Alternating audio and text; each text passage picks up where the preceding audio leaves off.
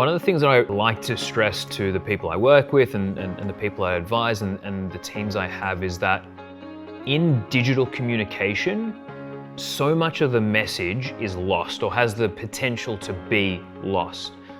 Because what we mean and what we think and what we feel when we write the words on the keyboard, it's very rare that there's a perfect translation.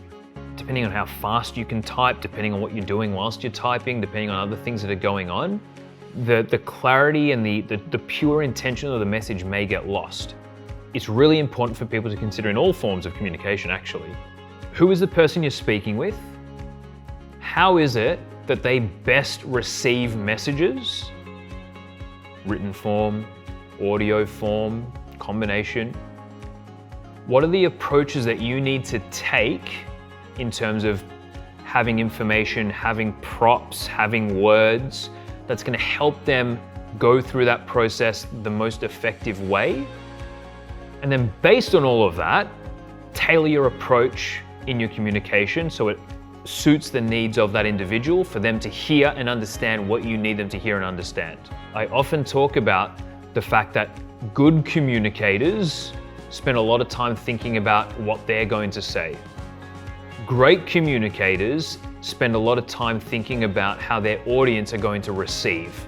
And by making that shift in mindset it's not about what I say, it's about what they hear.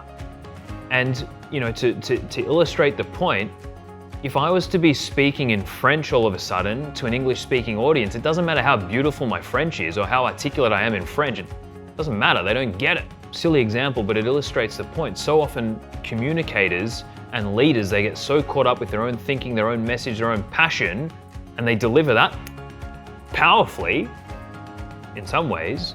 No one's got any idea what they're talking about. And that can really be amplified and accentuated in a digital context. So just be really conscious of that.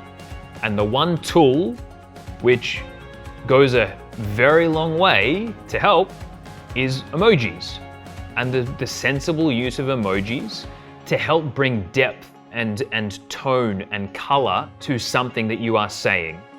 Because yeah, sure thing with no emoji versus yeah, sure thing with a thumbs up versus yeah, sure thing with a thumbs up and a high five and a big smiley face can be interpreted in 3 different ways. Sarcastic to not that impressed to excited. And just the use of emojis and that extra little bit of consideration can add so much and then really have huge impact. Because in a digital context, you press send on the message, the other person sees it, they interpret it, they receive it. If they interpret it in a wrong way and they suddenly in this heightened state of concern and anxiety because they've misinterpreted it, you're not there to see that, to know that it didn't land the way that you meant it to. So you might lose 2 hours of their productivity because they're freaking out over something. Whereas if it was in a face-to-face environment, you can see that you clearly didn't get across what you wanted to. You can address it there and then. So having this additional consideration and having this additional perspective in a digital context is crucial.